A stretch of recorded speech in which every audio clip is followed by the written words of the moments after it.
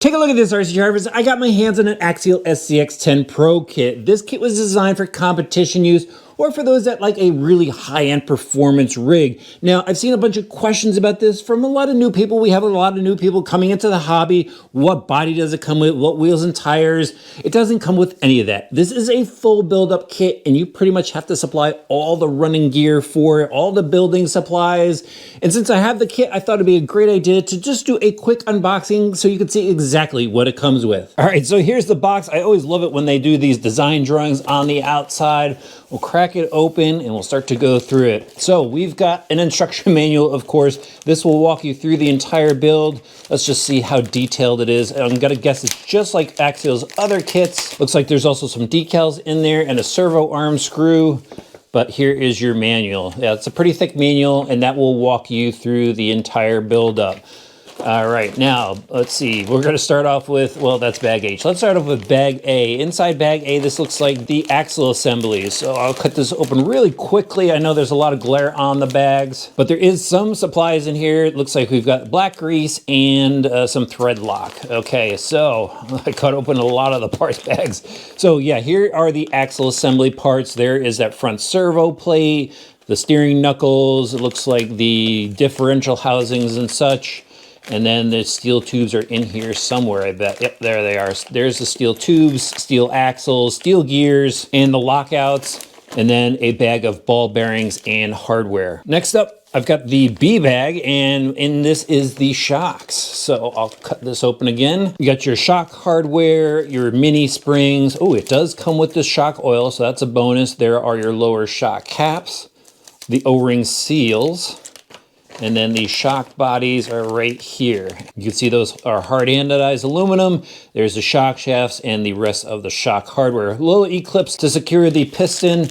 So I think that's pretty good over the screws that sometimes back out. That's a little problem with those. Here is bag C, and this is the transmission bag. There's that lower skid, I can see that. Pop this stuff out. Yep, there is that lower skid.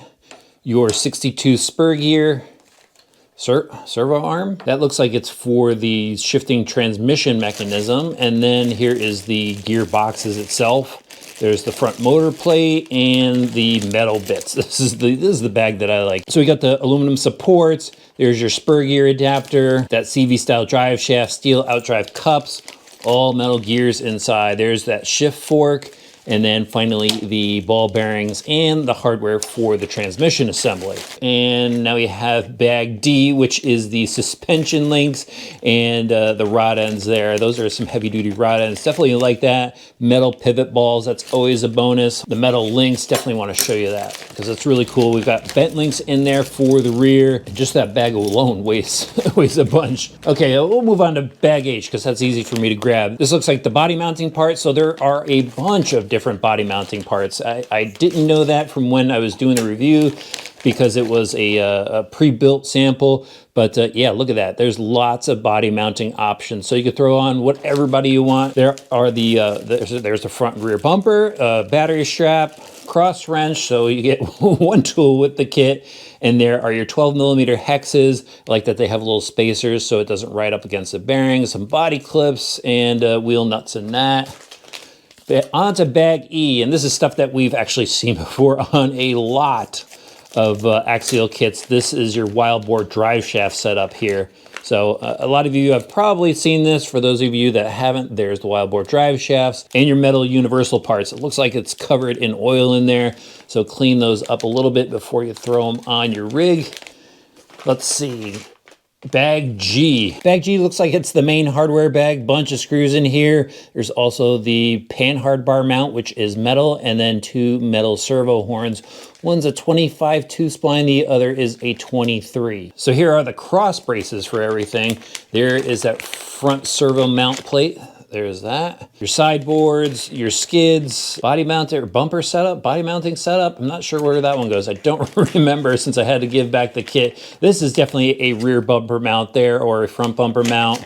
And then finally, guys, here it is, the chassis setup. This is a stamped metal or stamped aluminum chassis. You could tell because the edges rounded over right here, but plenty of shock mounting positions, lower link mounting positions. And I'm really excited to get this kit set up and going. Again, you're going to have to supply everything else: body, wheels, tires, electronics, and I am working on that setup. I'm going to go with a low profile servo most likely. That was one comment I saw from a bunch of people. A standard servo looks like it might drag on the ground, so I'm going to go low profile. And make sure you subscribe to both of our channels to see more content on the SCX10 Pro.